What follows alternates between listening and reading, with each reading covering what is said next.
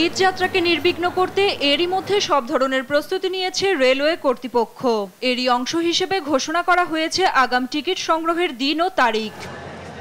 মঙ্গলবার সকালে রেল ভবনে ঈদ যাত্রা ও সার্বিক বিষয়ে সংবাদ সম্মেলন করেন রেলমন্ত্রী জিল্লুল হাকিম।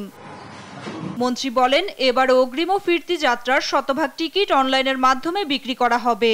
আগামী 2 থেকে 12 জুন ঈদুল আজহার আগাম টিকিট ও 10 থেকে 20 জুন ফিরতি ট্রেনের টিকিট বিক্রি চলবে বলে জানান তিনি।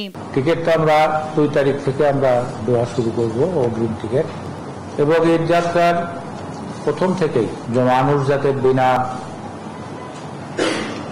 বিড়ম্বনায় আমরা যাতে তাদের পৌঁছায় দিতে পারি সেজন্য আমরা চেষ্টা করে যাচ্ছি। এবার ঈদ যাত্রায় যাত্রীদের চাপ বিবেচনায় 20টি স্পেশাল ট্রেন রাজধানী থেকে দেশের বিভিন্ন স্থানে যাবে বলেও জানান রেলমন্ত্রী। টিকিট কালোবাজারিদের কাছ থেকে যেন টিকিট না কেনে, অনলাইন আছে, আমরা স্ট্যান্ডিং টিকিটের ব্যবস্থা করব। রিলিফ ট্রেন সবসময় রেডি থাকবে। এছাড়াও কোরবানির পশু পরিবহনের জন্য স্পেশাল ক্যাটল ট্রেন পরিচালনার কথা জানান রেলমন্ত্রী জিল্লুল হাকিম। নাফিয়া ফারজানা, দেশ টিভি, ঢাকা।